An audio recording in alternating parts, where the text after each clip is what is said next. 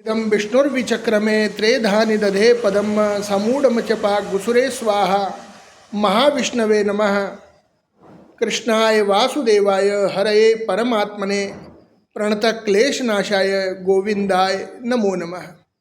आज परम पवित्र एकादशी का दिन और एकादशी भी आषाढ़ शुक्ल पक्ष देवशयनी एकादशी।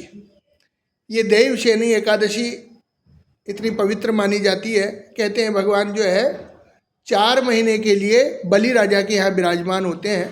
तो इसकी कथा शास्त्रों में पुराणों में मिलती है। शौनक आदि 88,000 ऋषि मुनि नैमिषारण्य तीर्थ में विराजमान है।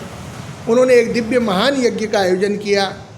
उस यज्ञ में सूत जी महाराज पधारे और सब ऋषियों ने उनका पूजन करके उत्तम स्थान दे करके उनसे प्रार्थना करके कहा, महाराज इस समय पर ऐसा कौन सा व्रत है, कौन सा तप, कौन सा नियम है जिसके करने से मनुष्य को भगवत भक्ति की प्राप्ति हो, उसके सब मनोरथ पूर्ण हो। तो सूत जी महाराज ने कहा, भाई आपका जो प्रश्न है बड़ा सुंदर है। यही प्रश्न एक बार धर्मराज युधिष्ठिर ने भगवान श्री कृष्ण से किया था। तो भगवान श्री कृष्ण ने उनको एकादशी की महिमा का वर्णन किया। महीने में 2 बार एकादशी आती है। इस तरह साल में 24 एकादशी और हर तीसरे वर्ष में एक अधिक मास आता है, 2 एकादशी उसकी, ऐसे करके 26 एकादशियाँ होती हैं। इन एकादशियों में जो ये आषाढ़ शुक्ल पक्ष की एकादशी है, ये देवशयनी एकादशी के नाम से विख्यात है। ये देवशयनी एकादशी इसलिए मानी जाती है, इसके बारे में कथा मिलती है विष्णु पुराण में, श्रीमद् भागवत में, अन्य अन्य पुराणों में। कहते हैं भगवान वामन का अवतार हुआ था। बलि राजा जो प्रहलाद जी के पौत्र हैं, उन्होंने एक बहुत सुंदर यज्ञ किया।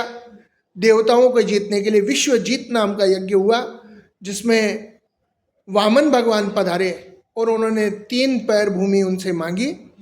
पदानी त्रीणि दैत्येंद्र सम्मितानि पदा मम, 3 डग भूमि। और उसने संकल्प किया और उस संकल्प के कारण भगवान ने अपना विराट रूप बनाया। वामन से विराट बन गए। एक पैर से ऊपर के लोक नाप लिए, दूसरे पैर से नीचे के लोक नाप लिए, तीसरा पैर रखने की जगह नहीं मिली तो बलि राजा के मस्तक पर विराजमान किया। पदम तृतीयम कुरु शीर्षणि में निजम, भगवान ने उसके मस्तक के ऊपर धारण कराया और उसको सुतल लोक में भेज दिया। भगवान नारायण उसके इस महान दान से बड़े प्रसन्न हुए और कहा, हे भक्त मैं तुझसे प्रसन्न हूँ, वरदान मांग। उसने कहा, महाराज आपने मुझे इस लोक में भेज दिया तो आप मेरे द्वारपाल बने। और भगवान द्वारपाल बन गए और वहाँ पर निवास करने लगे। लक्ष्मी जी को मालूम हुआ तो कहते हैं लक्ष्मी जी आई श्रावण शुक्ल पक्ष एक पूर्णिमा के दिन, जिस दिन रक्षाबंधन का दिन होता है। बलि राजा के रक्षाबंधन करके भगवान वामन को छुड़ा कर लेके गई। और कहते हैं ये 4 महीने भगवान वहाँ विराजमान होते हैं। और 4 महीने दिवाली के बाद में जो है देव प्रबोधिनी एकादशी को पूर्ण होते हैं। इसको चातुर्मास कहा जाता है। ये चातुर्मास में शादी, विवाह, गृह प्रवेश, मुंडन आदि जो सकाम कर्म है वो बंद हो जाते हैं। उस समय पर केवल मात्र ध्यान साधना, ऋषि मुनि लोग एक ही स्थान पर विराजमान होकर के और तप करते हैं, जप करते हैं, स्वयं का भी और जन कल्याण करते हैं। ऐसे दिव्य चातुर्मास में हम सब लोग बड़भागी हैं, भगवान की आराधना कर रहे हैं।